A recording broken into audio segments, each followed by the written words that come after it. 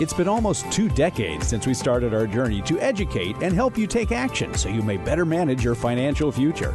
Our goal is to help you accomplish your life's purpose. This podcast reveals financial tips, strategies, and insights that will help you to set your financial goals and guide you along the way. This is Managing Your Financial Future, brought to you by the advisors at Lucia Capital Group.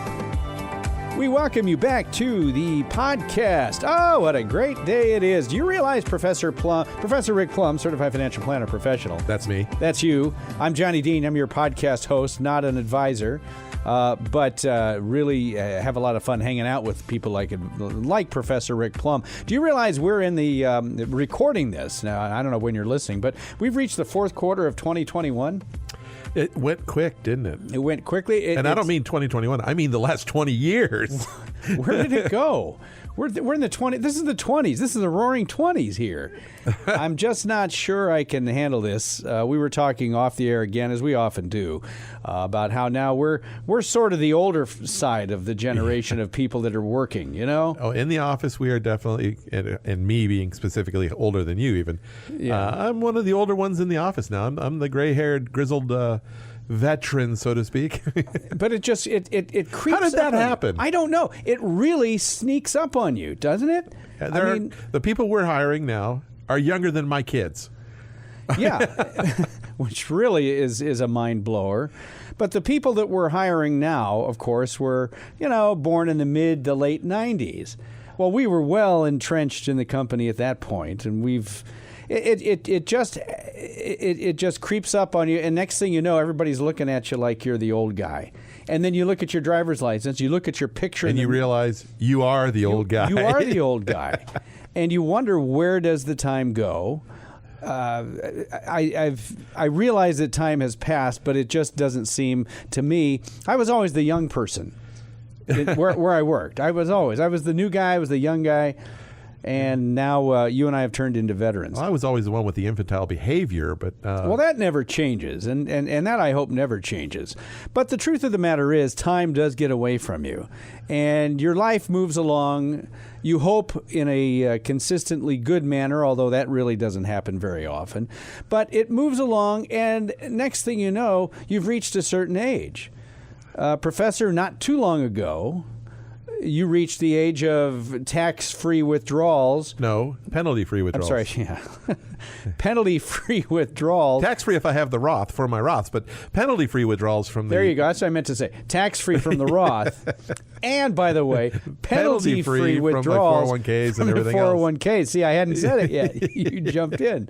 Penalty-free withdrawals from your 401ks and so forth. And I sort of reached that, my wife and I, when we hit age 55.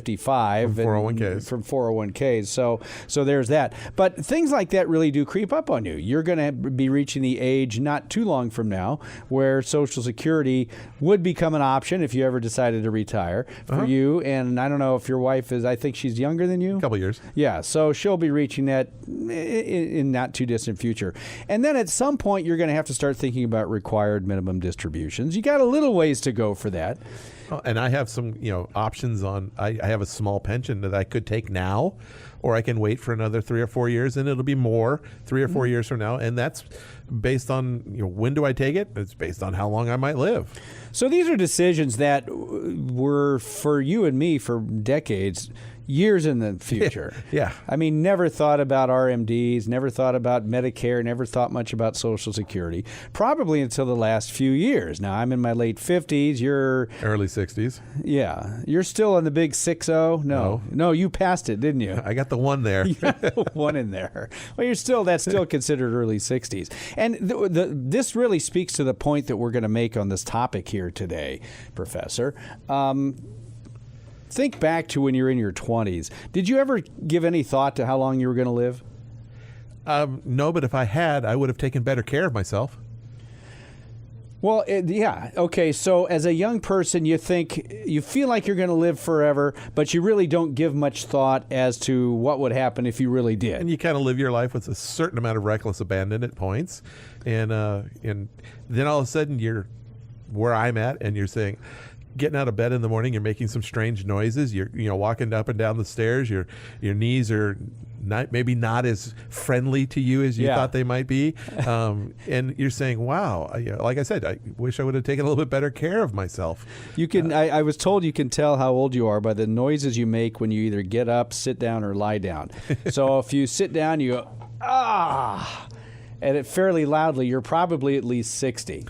And if you're, in your 80s, you're trying to get up, your noise is, oh! Getting out of the chair. Oh, that hurts.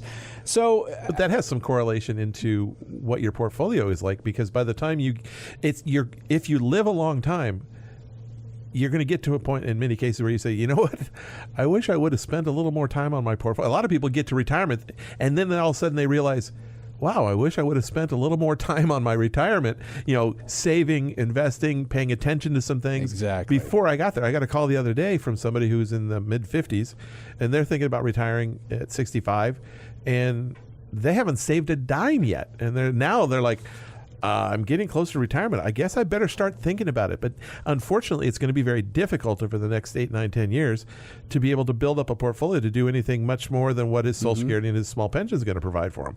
Well, and so you need to take a longer look at things, because it just may be a long time for something, and you'll get there very quickly. You get there quickly, and as you told me off the air, once you get there, it's really too late once you get there. Yeah, once you're there, I think I'm going to live to be age 85. Okay, I'm 85, and I'm still healthy, and I got another 15, 20 years, and I was like, I sure wish I wouldn't have spent all my money already. Well, you really could, and that comes down to strategy. We talk about this. It's called longevity risk, and as you've said before, it's one of the biggest risks that you as a financial advisor manage when you're doing retirement income planning. It's also goes toward one of the biggest concerns that retirees have, which is what happens if I do live too long. When we're young, we take care of things like insurance in case we live a lot less than we thought, to a much younger age. If we die too soon. But if we live too long, we don't really give a whole lot of thought to it. We hope we do, but I don't think a lot of people plan. Now, when you're assuming your longevity, Professor Plum, what sort of income decisions does it? Well, I've talked about a couple already. The idea of a pension.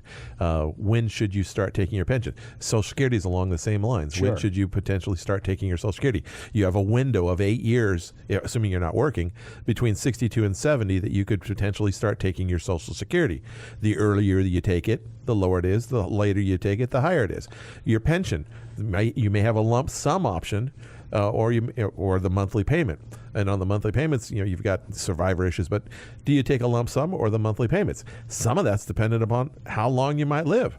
There's lots of things that go across how long you may live. How do you allocate your portfolio? How do you set up, how much money should I even take out of my portfolio on a given year? Because if I think that I'm only going to live for 5 more years, I could spend 20% of my portfolio every year for beginning value. It'll last for 5 years. But you better be right. Yeah, but you get to the end of the 5 years, if they've come up with a cure for whatever was your issue, now you've got no money left. And so how do you set up the distribution from your portfolio has a lot to do with how long you're going to potentially live. And that we look at that also for somebody who's retiring at 55. We have to be a little bit more careful, a little more risk-oriented, a little less income distribution on a portfolio, because they may live 40 years compared to somebody who is already age 85, 90. At age 90, we're not sticking necessarily to the 4% rule. I was speaking with somebody earlier today, 85 years old, still very healthy, but they're not thinking about 105, 115. They're thinking 95, 100, and even that's a pretty good time. I mean, that is a good time. And the interesting thing is, but you don't have to live on 3 or 4% of your portfolio if it's 15 years. Well, that's the dilemma, I think, and correct me if I'm wrong, that you have, because you have a certain amount of money presumably saved up once you hit retirement, let's say age 65. You want it to last your entire life, but you also want to be able to enjoy it. You don't want to scrimp and save throughout retirement and not spend the money only to die 6 years into it when you could have really done something. And we've seen that where people are so careful that they take very little out of their portfolio. They really don't have much of a retirement life.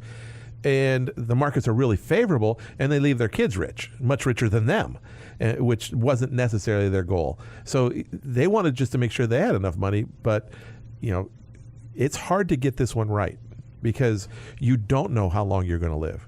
You don't know what the markets are going to be like. So we have to have a strategy for that. That's what the bucket strategy is designed to help with, is the unknown of the markets. But still, we have the unknown of your life expectancy because you may be the healthiest person in the world. Eat perfect. You've got a nutrition. You are a nutritionist. You eat wonderfully. You exercise. Your genes, your parents are out there. Your grandparents are still alive at 105. Every indication is that you're going to have a long life. And you meet the proverbial Mack truck. Something happens. Accidents, unfortunately, happen. And so, but it works the other way. I've seen, how many times have we seen somebody who's way, 95, 100, and they're, got a cigarette in their hand. Maybe not too many with a cigarette in their hand. They got a drink in their hand. But the shot of whiskey that they talk about. Yeah. It's the problem is when you're designing a portfolio, you're designing it.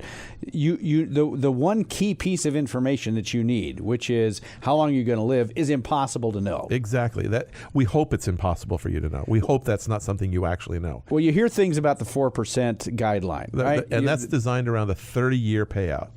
What is the likelihood of success, meaning that there's still some portfolio left after 30 years of taking the distribution? Well, so if you have an inflation-adjusted distribution. Right. So if you have $1 million, just for easy math, you have $1 million, the 4% guideline says that you can take about $40,000 per year out of that. And inflation adjust it every year. Now, the reality is you don't need to inflation adjust it every year until you're, at that point, 65 to 95. Because at some point, you're going to spend less money. Yes, inflation affects you. Everything you're buying costs more. You're just not buying as many things. And until the later years of your life, where medical really kicks in, you're probably spending a little less when you're 90 than you were when you were 70. Well, see, in sheer dollar amounts. Yeah, and my question would be, well, shoot, if I have $1 million and I can only take out $40,000 a year, let's put aside Social Security and things, but let's say that $40,000 a year really isn't enough for the things that I want to do at age 65. By the time I hit age 75, it's probably enough. It's, I'm not doing as many things. By the time I hit 85, it's too much. It might be. Because we're not going anywhere, and now I don't need all this. In my mind, Professor Plum, what if I took more at age 65 and sort of decreased my spending? Well, the problem is we don't know that you can decrease your spending. A lot of people do. But you may be the one that has that chronic illness that has that area of medical expense that's not covered by all the different... You mean at age 65? No, as you get older, 75, 85, where you are spending more money at 75, 85 than you were at 65. It's not the most common outcome, but it's Murphy's Law outcome for you.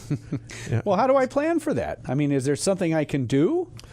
Well, we just try to create the portfolio within reasonableness and see what we can and cannot afford to live off of. What if I took 8 or 9% out at age 65, and then at age well, then that's going to be a forced percentage drop at some point. Because well, it's going to drop. Your portfolio is, unless you have year after year after year consistently and never wavering years like last year and this year in the stock market, which is an anomaly. At least we think it is. We've had incredible rates of return for the last couple of years. Way above average. But if we go back to historical averages, if you're taking 8-9% out of a portfolio that has any amount of stability to it, you're taking out more than you're earning. And when you're taking out more than you're earning, the portfolio is going down. And when the portfolio is going down, to maintain that same income, you're taking a higher and higher percentage of that portfolio. If I had $1 million and I'm taking 90,000 out, but I only earned 5%, that means the next year I've got 960. Well, and now if I want 90,000 again, that's higher than the 9%. So it's just making a snowballing, free fall pretty soon. Well, it would. If I'm taking 90 out the first year and maybe I only want to take 80 out the next year, can I bring it down over the years so that ultimately I'm trying to avoid taking too little out between age 65 and 75 and too much out between age 75 and 90. But this is where planning, I mean, when we're looking at, this is where the 4% overall rule, not as a rule of, of force, but it's a guide, like you said earlier, it's a guideline looking at 4 or 5% depending on your age. That's fine. Can you live on that? If you can't live on it, that's a different issue. And now we look at, okay, so you're taking 6% out now. Is there going to be something that changes in the not too distant future, 5 years, 6 years, 7 years, where that number will come down? Not number, well, I'll worry about it later, I'll try to save on my budget later, come down. I'm talking about like your mortgage being paid off. Yeah. Something happening that will bring that budget down, and so that we can look at the expenses being more in line. Because if you're taking more than 6-7%, you're probably asking for trouble. But there could be times where the market's just, if you're the lucky one and the markets do well, it might work out for you. Might. Most people that go into retirement don't want to hear about it might work. They want to hear it will work. So what do I do if I live too long? I mean, how do I plan for living too long? What are some of the things that I can do at age 65 so that I don't have to scrimp and save, I mean, not really save much anymore, so that I don't have to cheat myself out of my good retirement years. That's usually the first 10 years. What can I do? How do I protect myself from living too long? Well, you can buy lifetime income, but you're still going to be on a budget. It's not going to all of a sudden miraculously make your portfolio grow at 10%. Yeah. It doesn't happen that way. What it does, though, is it forces a budget on you. And it forces, it lets you be a little more aggressive with the rest of your portfolio, because you have guaranteed income and you've got your expenses covered. So from an emotional standpoint, it can help the portfolio grow. But it's not just a miraculous fix to I'm overspending. I mean, the whole thing is, how much are you spending? And where your Social Security and pensions, if you have them, and putting some lifetime income involved, will make sure that you don't run out of money. Because even if the portfolio goes down, the income is stable. The income is there. It's guaranteed by an insurance company, guaranteed by the pension, guaranteed by the Social Security Administration, or the U.S. government, I should say. Those incomes are there. So even if the rest of your portfolio goes to heck in a handbasket, you've got these incomes that you can follow. But it may not be the income that you want.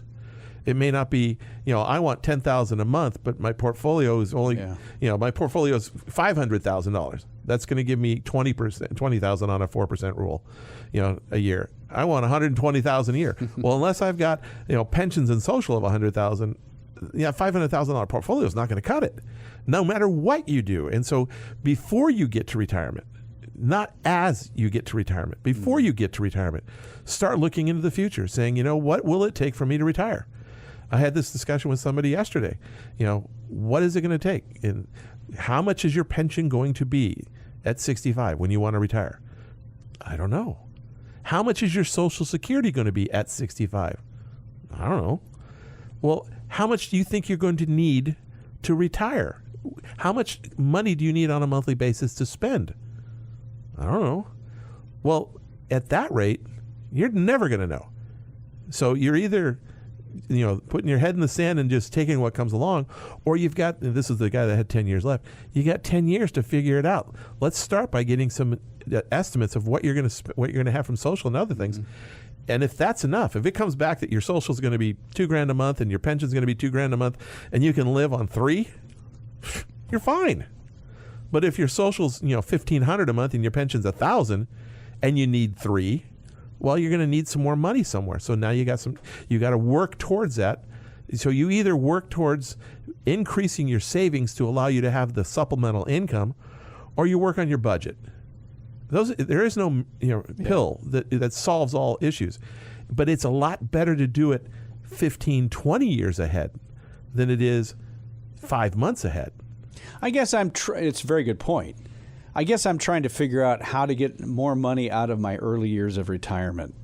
You can do it, but then you may have to cut back at later life. And that's a conscious decision. But it is. But if I have to cut back at age 83, 84, Maybe I was going to cut back anyway because I'm not doing the things that I was doing at age 65. Yeah, but inflation has made everything that you are going to continue doing, it's made those more expensive. Yeah, you do have that to So I don't see you cutting back. It's just maybe that you don't increase your... People that I've seen that retire over the years, they don't cut back unless there's something dramatic like a mortgage being paid off or something like that. They just don't necessarily increase their spending each year or over years based on inflation, because they're not spending as much. So they set their portfolio up when they were 65 to get $3,000 a month to supplement their social and pension. 10 years later, they're still getting $3,000 a month, and they're saying, "Well, it's fine with me." 10 years later, they're 85 because their spending tends to go down. If I had, let's say, on everything except for medical. Yeah, well, that's true, and that's the other thing that's another discussion as well.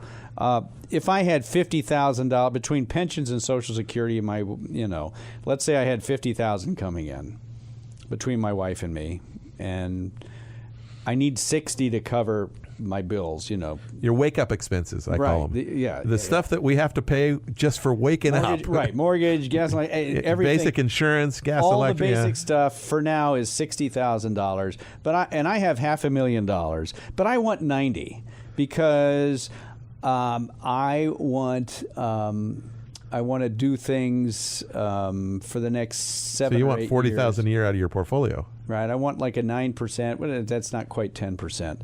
How dangerous is it? It sounds dangerous to me. Well, it's an 8% distribution. Okay. So how do I make that happen? Or would you tell somebody that's really too risky? I would say that's a little aggressive. And I would say, but now it comes down to what are your options? What can you do? Can you cut your budget, or can you work longer? Some people can't cut their budget, and they can't work longer. Can I enjoy the extra money out of my portfolio for, say, 10 years? Sure. Heck, you could take $50,000 a year out easily for 10 years. Well, let's say I'm only taking... Now you got a problem. Well, no, but I mean, so now, 10 years goes by, I don't have much of my $500,000 left. But maybe at that point I do lose a mortgage. The mortgage goes away. That all comes into play. Or at that point, I won't be. I don't need that extra play money. I can cut back. You know what I'm saying? But what if you're still healthy and want to continue? Well, that's the playing. chance you take. Yeah. So there's no real way, I guess. Strategically, you have to find a way to create a stable income. That's what the buckets do. But it still revolves around the reasonableness of the assumptions, the reasonableness of your spending compared to the overall portfolio. I remember years ago we took a call on the radio. Somebody was getting ready to retire. They wanted $30,000 a year from their portfolio. They were 65, and their portfolio was $300,000. 10%. 10%, and they expected to live to 85, 90. And 20, how am I going to make this $300,000 last for 25, 30 years, taking 10% out a year? Yeah. You're going to pray because it's probably not going to work.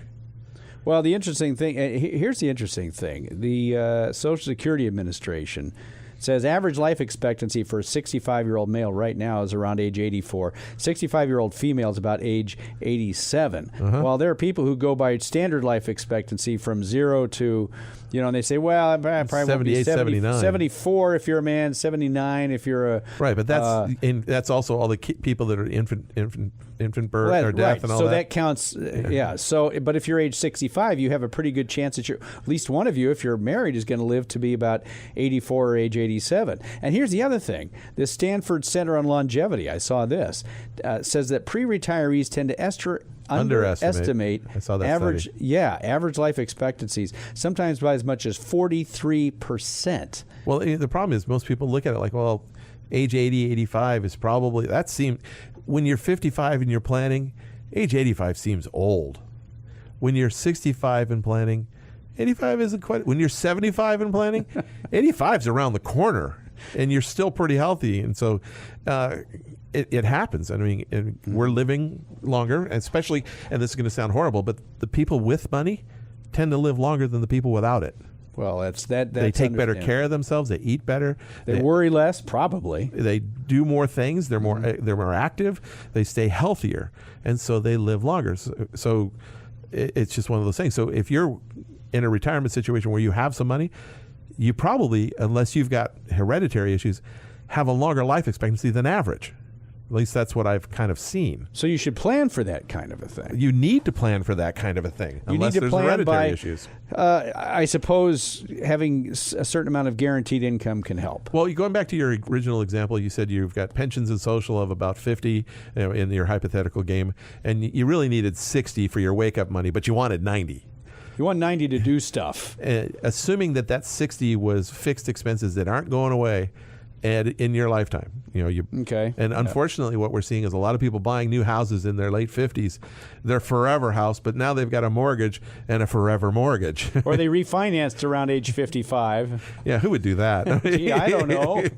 Somebody who wanted a 2.5% loan rate? I don't know. Well, there's nothing wrong with refinancing at 55 and getting that 2.5% loan rate. It's the refinancing pulling out $200,000. Oh, it wasn't that much. Oh, sorry. Didn't mean. We were just talking in generalities here. Yeah. No, this is nobody that you or I know. Basically stretching it out to another 30-year payment schedule. Yeah. But I've seen that's what's happening. So when you use my example, you said you might say, well, I've got 50 of guaranteed income. I really need 60. You might want to carve off part of your portfolio and buy another $10,000 worth of guaranteed income. And that means that through the rest of your life, the pension, it's guaranteed, and it does have the Pension Benefit Guarantee Corp backing it up. Mm-hmm. The Social Security, well, that's guaranteed. That's not going away. That's not going away. And then so your wake-up expenses, you may not be able to fly first class to Germany anymore, but it's a matter of you'll be able to cover all your bills, and you never have to worry about that because you know that there's a big insurance company, there's a Social Security, and there's a pension benefit, that's going to be there, and that takes away a lot of worry. It also takes away a lot of the worry of the market. When the market does drop, you can say, I don't have to bail out of the market right now to protect my world. At least the basics of the world are covered. And I can live with it going down because I know, at least historically speaking, it has always come back. And so I'll just wait for it to come back. No guarantee, but that's historically speaking. But if all my money, if I need my portfolio to provide income to me, I'm more emotional about those drops, because when it drops, it's like, I can't let it drop anymore. I need to, it's like I want to throw my arms around it and make it safe. And so I sell out at the wrong time, and it never can recover then because I sold out and put it into cash something safe. If I wanted to buy $10,000 of guaranteed income, let's say I'm age 65, how much what's that going to cost me out of my portfolio, roughly? In general terms, the guaranteed payouts at 65 are 5%, give or take. So you're looking at $200,000. $200,000. So if I had $500,000, then you've got $300,000 now I got to play with. $300,000 to play with, and I want to. So that gives you your 10 years. That gives me my 10 years of extra $30,000. Plus, whatever you've earned on it over those 10 years. I would hope that that's not a reckless thing to do. It may be a reckless thing to do because I have my as you called it, my wake up expenses in this hypothetical example covered forever by this guaranteed income. But my $300,000, if I'm going out playing and flying to Europe and doing all this other stuff that I really want to do between age 65 and 75, that runs me out of that money. Well, then the other thing you can look at doing is saying, well, if I'm running it kind of tight like that, maybe I'll semi-retire at 65. Not fully retire at 65. Oh, and get maybe $10,000 a year from... Or 10, 20 grand a year. I mean, for you, half pay is $10,000 a month, so don't worry about that. I mean... He's kidding, folks. But I'm just saying you could work and make $10,000, $20,000, $30,000 a year instead of $50,000, $60,000, $70,000 a year. Yeah. And cover a lot of that extra expense in the expensive years, so to speak. Yeah. So that you still have something left over, A, for your later years, assuming you live that long, and B, maybe something left over for the kids. I'm trying to find hope for people that this means more to me because I am approaching that. I've got another 7 years before I hit that age 65, and then I can make that decision. But I'd like to give hope to people who don't want to be bound by this 4% guideline, but feel that they are. Well, I mean, and the 4% is a guideline. And like I said, look at your budget. Is there something that's going to fall off? Your mortgage is the most likely one. It may be that you don't need 3 cars. You only need one. So there's a big expense. Your insurance comes down, and the overall maintenance and overall expense comes down. There's different areas of your life that change. So what is your budget going to look like? You're saying you need, $7,500 a month is what you were just saying. Do you really need? And now the problem is, you want to spend 90. Yeah. But the key word there was spend. And one of the spending things that we have to do through the year is not something we ever think about spending. Taxes. It's an expense to us. So if you want to spend, when most people say, I need, my budget is $7,500, they are not talking about taxes. They're talking about, clothing, gifts, food, everything. The only thing they're not talking about is taxes, and so we might have to take more. What's taxed? You may have Social Security taxes you have to pay. You're certainly going to have a Medicare premium, most likely, if you're taking Medicare. Just about your pension is taxed if you have one. Your IRA distributions are taxed if you have them, at least to certain extents. If you have a personal portfolio, interest, dividends, capital gains, they're all taxed. So in some cases, you may have to take out 15 to 20% more out of your portfolio per year to pay those taxes. Sometimes more, depending upon where you are on the income stream. Yeah. I mean, how much is your pension? How much is your social? Are you and a lot of people have to pay more when they take money out of their IRAs because not only are they paying that 22% or 12% tax basically on that IRA distribution. Now they're paying tax on Social Security that wasn't taxed before. So they're not paying they're paying 22% on that dollar that came out because they're not doing any withholding on their Social Security. They have to make up the withholding by taking more out of their IRA. Which is going to cut into their fund money and may cut down on the number of years that they can. I'm just saying we need to be realistic about what's going on, and we really should start ahead of time before we get to Social Security or before we get to the day where, hey, it's retirement. Now what? We don't want that now what. The now what should have been taken care of. Sometimes it works. Well, most of the time I don't think it does. It's like gambling. Sometimes you can roll the dice and triple your money. Right, and the old balanced portfolio approach to retirement spending. Sometimes it works really well. Sometimes it doesn't.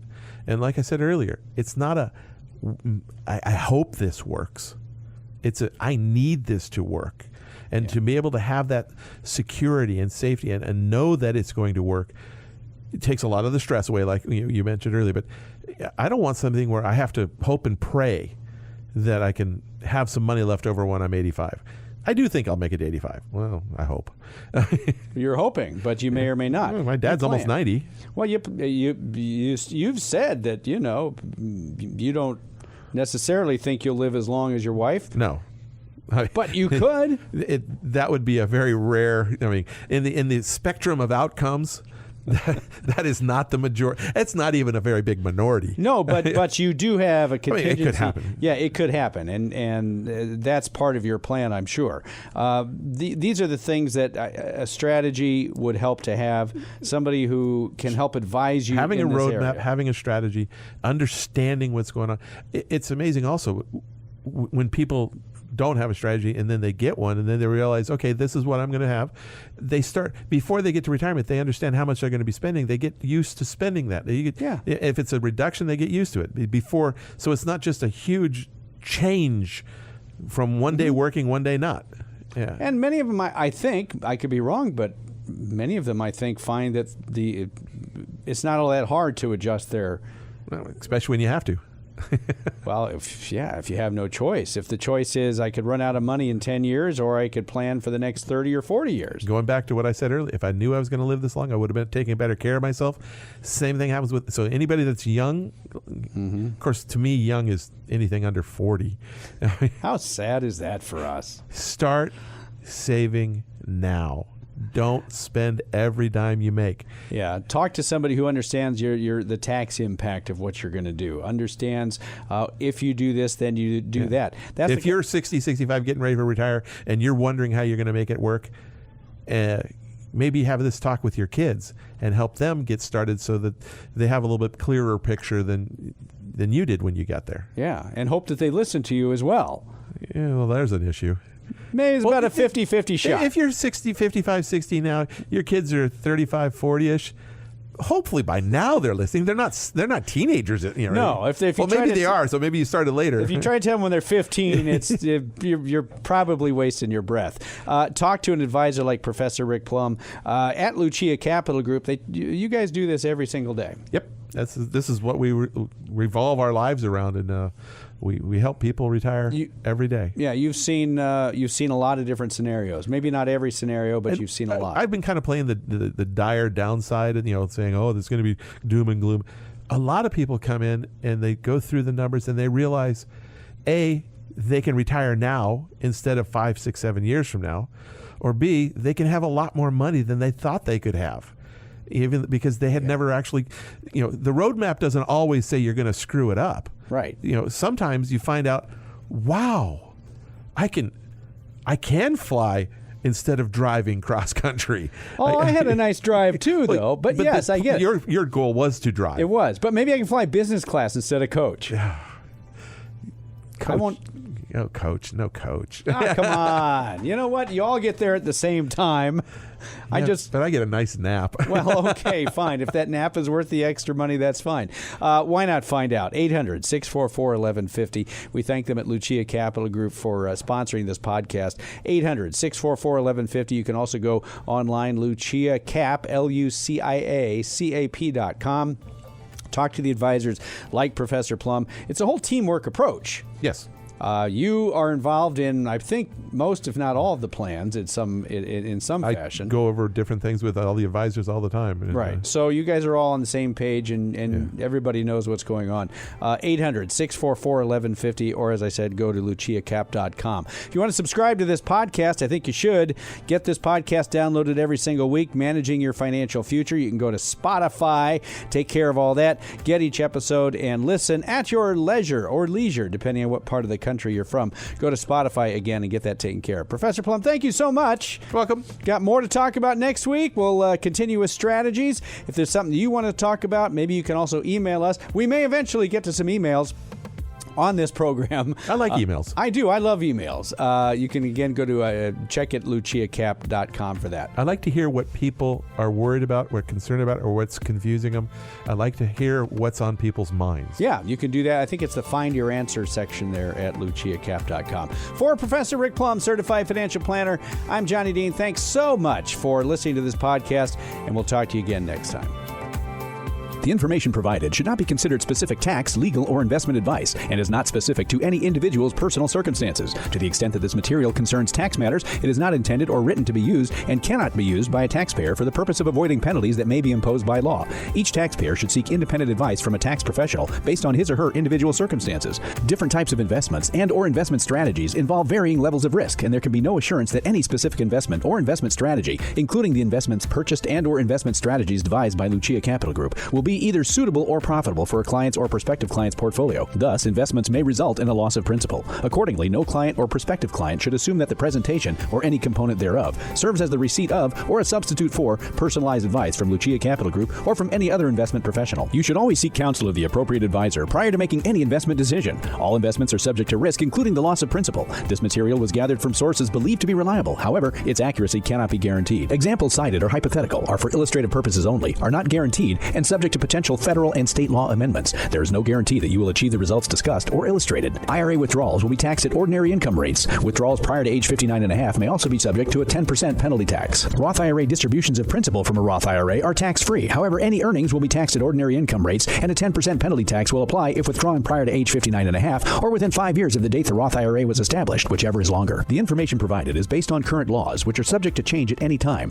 Lucia Capital Group is not affiliated with or endorsed by the Social Security Administration or any government agency. Social Security rules can be complex. For more information about Social Security benefits, visit the SSA website at ssa.gov or call 800-772-1213 to speak with an SSA representative. Insurance services offered through LPL Financial or its licensed affiliates. California Insurance License Number 0518721. Rick Plum is a registered representative with and securities and advisory services offered through LPL Financial, a registered investment advisor and member FINRA SIPC. The investment professionals are affiliated with LPL Financial and are conducting business using the name Lucia Capital Group, a separate entity from LPL Financial.